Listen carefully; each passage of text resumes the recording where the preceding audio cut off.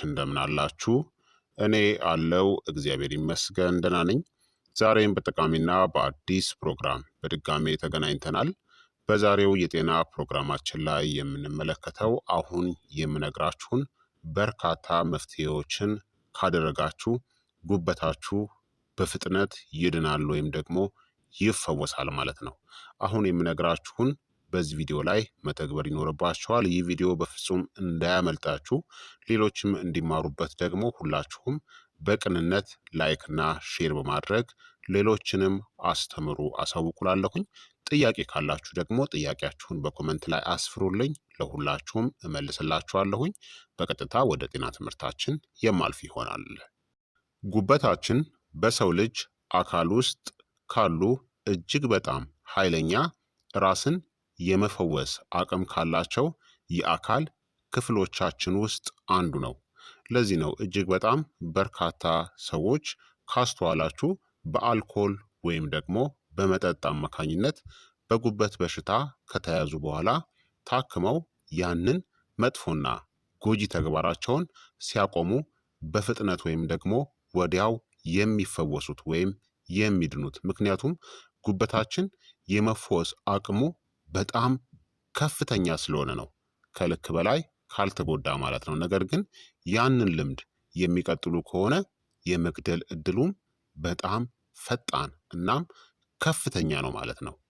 የሚጎዳውን ነገር ካቆማችሁ እናም የሚደግፈውን ነገር ግን ከጀመራችሁ ከከባድ ጉዳት በኋላ እንኳን ራሱን ማደስ ወይም ደግሞ መተካት ይችላል ማለት ነው። ታዲያ ዛሬውኑ ተግባራዊ እንድታደርጓቸው በግልጽ በጥልቀትና በተግባራዊ ሁኔታ የማብራራው በትክክል ጉበትን የሚፈውሱ በጣም አስፈላጊ የሆኑ ድርጊቶችን እነግራችኋለሁኝ። አንደኛ፣ በየቀኑ ስኳርን መመገብ ስታቆሙ ጉበታችሁ ይድናል ወይም ይፈወሳል። ስኳር ከአልኮልም ከአንዳንድ ጎጂ ወይም ደግሞ መጥፎ ምግቦችም በላይ የጉበታችን መርዝ ወይም ደግሞ ዋነኛ ገዳይ ነው። ጉበት ትርፍ የሆነውን ፍሩክቶስን ወደ ስብ ይቀይረዋል። ዕለታዊ ስኳርን የምትጠቀሙ ከሆነ ሁልጊዜም ዕለታዊ የጉበት ስብ ይከማቻል ማለት ነው። የስኳር አወሳሰዳችሁ ሲቀንስ የጉበት ስብ ለኃይል ምንጭነት ይቃጠላል። የመቆጣት ወይም ደግሞ የኢንፍላሜሽን ስሜቱም ይቀንሳል። የጉበት ኢንዛይሞችም ወደ መደበኛ ሁኔታ ይመለሳሉ። ታዲያ ምን ማድረግ አለባችሁ? ጣፋጭ መጠጦችን ሙሉ በሙሉ አቁሙ። በስራ ቀናት ጣፋጭ ምግቦችን አስወግዱ። ፍራፍሬን ደግሞ በቀን ከአንድ እስከ 2 ሙሉ ፍሬዎች በላይ አትመገቡ። ፍራፍሬም ከበዛ ተፈጥሯዊ ስኳር ስላለው እሱም ይጎዳል ማለት ነው። የምግብ መለያዎችን ደግሞ አንብቡ ስትገዙ፣ ስኳር፣ ሲረፕና ፍሩክቶስ መጠናቸውን ማለት ነው። ታዲያ ይህንን ካደረጋችሁ በውጤቱ ከ2 እስከ 4 ሳምንታት ውስጥ የጉበታችሁ ስብ ይቀንሳል። ሁለተኛ፣ ከስኳር ነፃ የሆነ ጊዜን ስትሰጡት ማለትም ጾም ስትጾሙ ጉበታችን ይድናል ማለት ነው። በልኩና በመጠኑ ሲሆን ማለት ነው። ያለማቋረጥ ምግብ በማይኖርበት ጊዜ ጉበታችን የተከማቸውን ስብን ያቃጥላል፣ የተጎዱ ሴሎችንም ይጠግናል፣ የኢንሱሊን ሴንሲቲቪቲም ይሻሻላል። ታዲያ ምን ማድረግ አለባችሁ? ከመተኛታችሁ ከ3 ሰዓት በፊት መብላትን አቁሙ። ልክ ልትተኙ ስትሉ በፍጹም እንዳትመገቡ። ቢያንስ 3 ሰዓት ማራራቅ አለባችሁ ከእንቅልፍ በኋላ እራትን። እንዲሁም ደግሞ ቁርስን ከእራት በኋላ ከ12 እስከ 14 ሰዓታት በኋላ መመገብ ይመከራል። እንዲሁም ደግሞ ከባድ በሆነ ጾምን አትጀምሩ። ከባድ የሆነ ጾም የምታደርጉ ከሆነ ጉበትን ይጎዳል ማለት ነው። የሌሊት ጾም እንኳን የጉበት ጥገናን ያነቃቃል።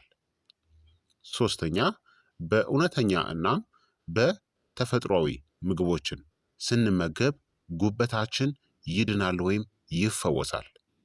ተፈጥሯዊ ምግቦች ብግነት ወይም ደግሞ ኢንፍላሜሽንን ይቀንሳሉ፣ የሐሞት ፍሰትንም ያሻሽላሉ፣ ለጥገና የሚሆኑ አንቲኦክሲዳንቶችንም ያቀርባሉ። ጉበትን የሚፈውሱ ምግቦች የምንላቸው አትክልቶች፣ ቅጠላቅጠሎች፣ ብሮኮሊ እናም ጎመን፣ ሙሉ ፍራፍሬዎች እንደ የቤሪ ፍሬዎችና እንደ አፕል፣ ጥራጥሬዎች፣ እንቁላል፣ አሳ፣ የወይራ ዘይት፣ ነጭ ሽንኩርት፣ እርድና ዝንጅብል ጉበታችንን የሚፈውሱ ምግቦች ናቸው። በጣም የተቀነባበሩ አልትራ ፕሮሰስድ የሆኑ ምግቦችን ደግሞ ሙሉ በሙሉ ከህይወታችሁ አስወግዱ። አራተኛ፣ በቂ ውሃን ስትጠጡ ከመጠን በላይ ሳይሆን ጉበታችን ይድናል ወይም ይፈወሳል። ውሃ መርዞችን ለማስወገድ፣ የሐሞት ፈሳሽን ጥራትና ውፍረቱን ለማስተካከል፣ መርዝ የማስወገጃ መንገዶችን ለመደገፍ ይረዳል። ታዲያ ምን ማድረግ አለባችሁ? ሲጠማችሁ ብቻ አትጠብቁ። በቀን ቢያንስ እስከ 10 ብርጭቆ ውሃ መጠጣት ይኖርባችኋል ማለት ነው። ሲጠማችሁ ደግሞ በፍጹም ችላ እንዳትሉ። የሽንታችሁ ቀለም ደብዛዛ ቢጫ መሆን አለበት። የሽንታችሁ ቀለም በጣም ቢጫ ሆነ ማለት የውሃ እጥረት አለባችሁ ማለት ነው። ቀናችሁን ደግሞ በአንድ ብርጭቆ ለብ ያለ ውሃ ጀምሩ። ከመጠን በላይ ደግሞ ሁልጊዜ ውሃ መጠጣት ደግሞ ማዕድናትን ሊያሟጥጥ ይችላል። ስለዚህ ከልክ በላይ ደግሞ ውሃን እንዳትጠጡ። በቀን እንዳልኳችሁ ከ8 እስከ 10 ብርጭቆ በቂ ነው። እሱም በአንዴ ሳይሆን ቀስ እያላችሁ በየሰዓታት ልዩነት ከጠጣችሁ በቂ ነው። አምስተኛ፣ በየቀኑ ስትራመዱ ወይም ደግሞ እንቅስቃሴን ስታደርጉ ጉበታችሁ ይድናል ወይም ደግሞ ይፈወሳል። የአካል ብቃት እንቅስቃሴ የጉበት ስብን ያቃጥላል፣ የኢንሱሊን ሴንሲቲቪቲን ያሻሽላል፣ ኢንፍላሜሽን ወይም ደግሞ መቆጣትንም ይቀንሳል። ምርጥ አማራጮች ቀላልና ውጤታማ የምንላቸው በቀን ከ30 እስከ 45 ደቂቃ በፍጥነት መራመድ፣ ከምግብ በኋላ መሆኑ ደግሞ የተሻለ ነው። ጂም ግዴታ አያስፈልግም። ለስብ ጉበት ፈውስ ፈጣን እርምጃ ከከባድ ስፖርት ይበልጣል ማለት ነው። ስድስተኛ፣ በጥልቀትና በተከታታይ ስትተኙ ጉበታችሁ ይድናል ወይም ይፈወሳል። እንቅልፍ ወሳኝ የሆነ መድኃኒት ነው። በእንቅልፍ ወቅት የጉበት መርዝ ማስወገጃ መንገዶች ይነቃቃሉ፣ ሴሎቻችንም ይታደሳሉ፣ ሆርሞኖቻችንም ይስተካከላሉ። ከተቻለ ከምሽቱ 5 ሰዓት በፊት ተኙ። ከመተኛታችሁ 3 ሰዓት በፊት ደግሞ ምግብን አስወግዱ። ከራባችሁ እንኳን አንድ ሞቅ ያለ የዝንጅብል ሻይን ከጠጣችሁ ወይም ደግሞ ለብ ያለ ወተትን ከጠጣችሁ በቂ ነው። ጨለማና ጸጥ ያለ ክፍልን ደግሞ ተጠቀሙ። ማታ አልኮልን አስወግዱ። መጥፎ እንቅልፍ ማለት መጥፎ የጉበት ጥገና ነው፣ ወይም ደግሞ ጉበታችን በአግባቡ አይጠገንም ማለት ነው። ስለዚህ እንቅልፍ ወሳኝ ነው። ከተቻላችሁ የማታ ስራ ካለባችሁ ደግሞ በተቻላችሁ መጠን ቀን ላይ በቂ እንቅልፍ መተኛት ያስፈልጋል። እንዲሁም ደግሞ እንቅልፍ የምትተኙበትን ሰዓት ወይም ደግሞ ጊዜን ለሰውነታችሁ ምንጊዜም አስለምዱትናም በተመሳሳይ ሰዓት መተኛት ደግሞ ምርጥ ነው። ሰባተኛ፣ አልኮል መጠጣትን ስታቆሙ ወይም ደግሞ በከፍተኛ ሁኔታ ስንቀንስ ጉበታችን ይድናል ወይም ይፈወሳል። አልኮል በቀጥታ የጉበት ሴሎችን ይጎዳል፣ የመታደስ ሂደቱን ያዘገያል፣ የስብ ጉበት ሁኔታን ያባብሰዋል። ምን ማድረግ አለብን ታዲያ? የስብ ጉበት ካለብን አልኮልን ሙሉ በሙሉ ማስወገድ። ጤናማ ጉበት ካላችሁ አልፎ አልፎ እንጂ በየቀኑ አትጠጡ። ምንም አይነት የአልኮል መጠን ለጉበታችን ተስማሚ አይደለም፣ በከፍተኛ ሁኔታ ጎጂ ነው። ስምንተኛ፣ ስር የሰደደ ውጥረትን ስትቀንሱ ጉበታችሁ ይድናል ወይም ይፈወሳል። ውጥረት ጉበትን ይጎዳል። የውጥረት ሆርሞኖች የጉበት ስብ ክምችትን ይጨምራሉ፣ ኢንፍላሜሽንን ይጨምራሉ፣ የምግብ መፈጨትንና የሐሞት ፍሰትንም ያውካሉ። የውጥረት መቀነሻ መንገዶች ከፈለጋችሁ ጥልቅ ትንፋሽን መውሰድ፣ በቀን 5 ደቂቃ፣ ከቤት ውጪ መራመድ፣ ጸሎት ወይም ደግሞ ማሰላሰል ወይም ስሜታችሁን መጻፍ፣ ማታ የስክሪን ወይም የስልክና የቲቪ ጊዜን መቀነስ። ረጋ ያለ አእምሮ ካላችሁ ጉበታችሁ በከፍተኛ መጠን ይፈወሳል ማለት ነው። ዘጠነኛ መድኃኒቶችን ያለ አግባብ መጠቀምን ስታቆሙ ጉበታችሁ ይድናል ወይም ይፈወሳል። ብዙ መድኃኒቶች በጉበት ውስጥ ይሰራሉ ወይም ደግሞ ፕሮሰስድ ይሆናሉ። የህመም ማስታገሻዎች እንደ ፓራሲታሞል እናም አሲታሚኖፊን፣ አንቲባዮቲኮች፣ የእጽዋት ተጨማሪዎች ያለ አግባብ ጥቅም ላይ የዋሉ እነዚህ ጉበታችንን ይጎዳሉ። ምን ማድረግ አለብን? ከሚፈቀደው መጠን በላይ በፍጹም አለመውሰድ። የዕለት ተዕለት የህመም ማስታገሻ አጠቃቀምን ደግሞ ማስወገድ። ተጨማሪዎችን ወይም ደግሞ ሰፕሊመንቶችንም አስፈላጊ ሆኖ ሲገኝ ብቻ መጠቀም። ተፈጥሯዊ ማለት ለጉበት ደህንነቱ የተጠበቀ ነው ማለት አይደለም። ስለዚህ በመድኃኒት አጠቃቀም ላይ ጥንቃቄን አድርጉ። አስረኛ የሐሞት ፍሰትን ስትደግፉ ጉበታችሁ ይድናል። ሐሞት በጣም አስፈላጊ ነው። ሐሞት መርዞችን ያስወግዳል፣ ስቦችን እንዲፈጭ ይረዳል፣ የስብ ክምችትንም ይከላከላል። የሐሞት ፍሰትን ታዲያ እንዴት ማሻሻል ይቻላል? ጤናማ ስቦችን ተመገቡ፣ የወይራ ዘይትን ያሉትን ማለት ነው። እንዲሁም መራራ ምግቦችን ተመገቡ፣ እንደ ሎሚ እና አረንጓዴ ቅጠላማ አትክልቶችን።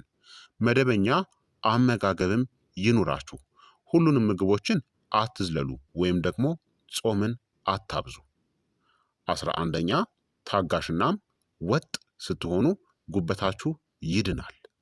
አሁን የጠቀስኳቸውን ነገሮችን ባደረጋችሁ ቁጥርና ትዕግስት ባላችሁ ቁጥር ከ2 እስከ 4 ሳምንታት የጉበት ኢንዛይሞች ይሻሻላሉ። ከ1 እስከ 3 ወራት ደግሞ የጉበት ስብ ይቀንሳል።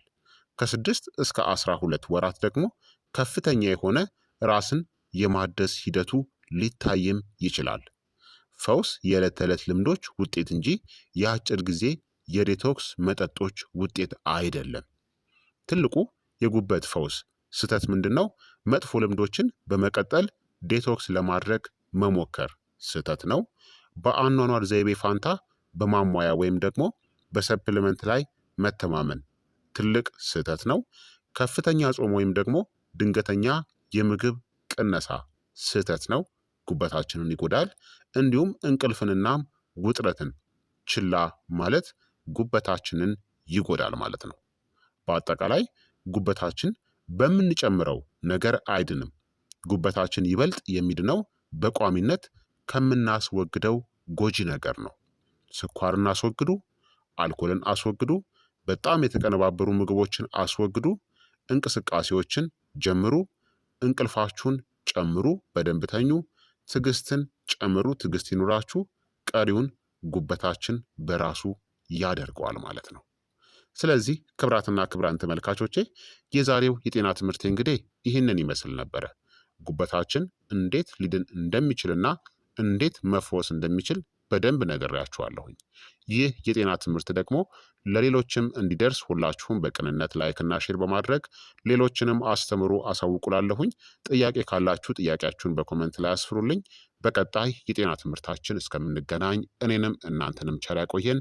መልካም ጊዜ፣ መልካም ቆይታ። ቻው ቻው።